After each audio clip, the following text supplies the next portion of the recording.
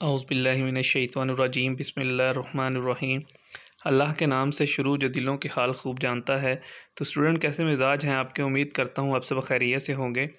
तो स्टूडेंट जैसा आप सबको पता है कि मैथमेटिक्स का 1429 कोड के मैंने कुछ दिन पहले चंद गेस्ट पेपर्स शेयर किए थे आपके साथ।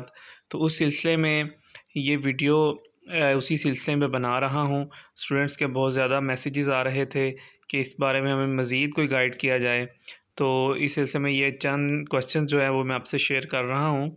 तो उम्मीद है कि आप इन क्वेश्चंस को अच्छी तरह याद कर लेंगे ताकि इम्तिहानात में आसानी हो। तो स्टूडेंट्स वीडियो पसंद आए तो लाइक ज़रूर कीजिएगा, चैनल पे नहीं है तो सब्सक्राइब कर लीजिएगा। तो चलते हैं स्टूडेंट, वीडियो को स्टार्ट करते हैं। जी, ये क्वेश्चन नंबर 5 है, solve the quadratic equation. Quadratic equation को सॉल्व करने के दो तरीके होते हैं। एक होता है फैक्टराइजेशन, कि आप फैक्टर बना लें, जैसा कि हमने अभी पिछले सवाल में बात हो रही थी कि हम इनकी जो एक्सट्रीम्स होती हैं इसको हम रफ अमल में देखेंगे। यहाँ पे हम रफ वर्क करेंगे। इस सवाल को हम दोबारा लिखते हैं, स्टेटमेंट 6x + 5 = 0। इनको हमने मल्टीप्लाई किया तो ये बन गया 5x²। इसके हमने अब दो इस तरह के जोड़े बनाने हैं, इस तरह का पेयर बनाना है कि ये इनको मल्टीप्लाई करें तो 5x² आ जाए और उसको प्लस करें दोनों को तो -6x। तो 5 यहाँ पे -5x और -1x, ये इनको प्लस करें तो -6x बनेगा। और ये जो है इनको मल्टीप्लाई करें तो 5x² बनता है। तो ये हमारे जो हैं फिगर -5x -x + 5 = 0। उसी तरह हमने कॉमन लिया दोनों में से तो x - 5 रह गया, इधर से -1 कॉमन लिया, इधर ब्रैकेट में x - 5। इसके बाद हमने इन दोनों को इकट्ठा कर दिया जो कॉमन लिए थे हमने, और जो कॉमन बचा था उसको एक दफ़ा लिख लिया।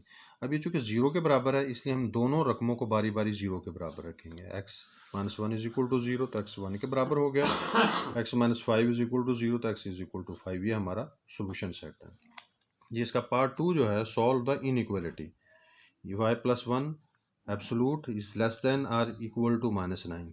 जी, यहाँ पे y + 1 less than equal to -9, +1 को इधर ले जाएंगे, ये -10 बन जाएगा। इसके अलावा जो क्वाड्रेटिक इक्वेशन है इसको हल करने का एक सेकंड मेथड भी होता है जिसको हम क्वाड्रेटिक फार्मूला कहते हैं। वो फार्मूला ये है, x = -b + -b² - 4ac √/ 2a। ये फार्मूला हम उस वक्त इस्तेमाल करते हैं जब हमारे फैक्टर ना बन रहे हों, क्योंकि ये फार्मूला लेंथी होता है। तो आमतौर पर जो फैक्टर्स होते हैं उनसे सवाल आपको फौरी तौर पे हल हो जाता है, जबकि फार्मूले से जब आप सॉल्व करते हैं तो ये सवाल थोड़ा सा लेंथी हो जाता है, लेकिन जवाब दोनों तरीक़ों से सेम ही आता है।